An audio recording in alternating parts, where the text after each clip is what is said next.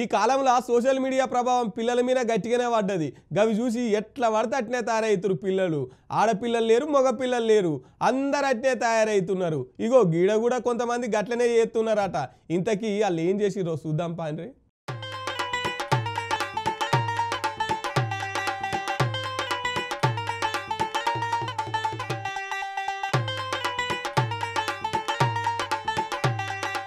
ఇప్పుడున్న కాలంలో అయితే సమాజంలో పోరీలను పోరగాళ్ళను చూస్తుంటే కలికాలం కాలు దువి రంకేసిందా అన్నట్టుంది. ఎందుకంటే గాలు వేసే చేష్టలే గట్లున్నాయి. ముసలోళ్ళు మందు తాగిర్రనుకోరి జర పొద్దుమికల పనిచేసి అలసిపోయి తాగిరని అనుకుంటాం. అదే 30-40 ఏళ్ళోళ్ళు తాగిర్రనుకోరి అది జర అలవాటైన పానం అనుకుంటాం. కానీ చదువుకునే పిల్లలు కూడా మళ్ళా అండ్ల ఆడిపిల్లలు మందు తాగుతుర్రంటే గాళ్ళని ఏమనుకోవాలి మీరే చెప్పురి. ఇగో మీరే చూడురి గీడ ఏమైతుందో.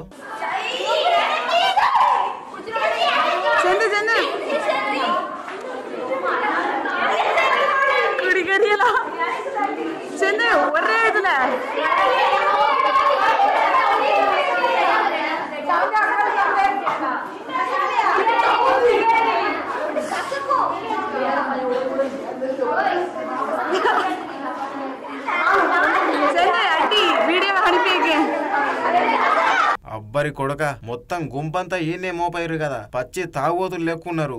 గుడి అసోంటి బల్య చదువుకోకుండా గిట్లా బీర్లు తాగుతున్నారు. మరి సారోళ్ళు ఎవరు లేని టైంలో మంచిగా ప్లాన్ చేసిర్రు. ఒకవేళ సారోళ్ళు ఉన్నా మమ్మల్ని ఏమంటారని అనుకున్నారేమో. మొత్తం కళ్ళు దుక్కునముల తాగినట్టే తాగుతున్నారు కదా.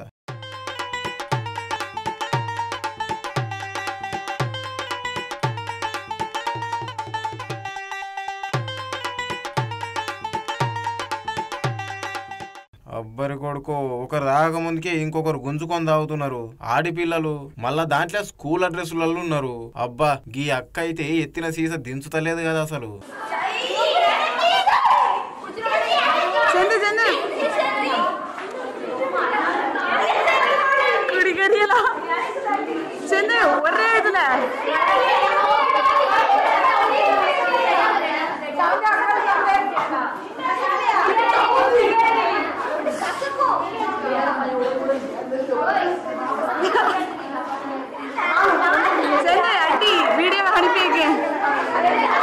మరి ఏం పండుగ వచ్చిందో ఏం పాపం వచ్చిందో ఇట్లా తాగి పాడైతుర్రు వీళ్ళంతా.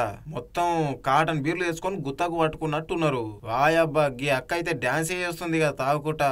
అరేవా ఏం తిప్పుతుర్రా నాయన. అయితే నాకైతే ఇప్పటికీ అర్థం కాని విషయం ఏందంటే గింత మంచిగా వీడియో తీసుకున్నారు కదా బుద్ధి లేకుండా. మరి గది బయటికి వస్తే గల సారోళ్ళు గాని ఇంట్లో అమ్మ నాయనోళ్ళు గాని చుట్టాలు గాని సమాజంలో మనుషులు గాని చూస్తే ఏమన్నా అనుకుంటారా లేదా అన్న భయం కూడా లేదు వీళ్ళకి. ఇక గిట్లా చదువుకుంటే వీళ్ళ చదువులు చల్లబడ్డట్టే.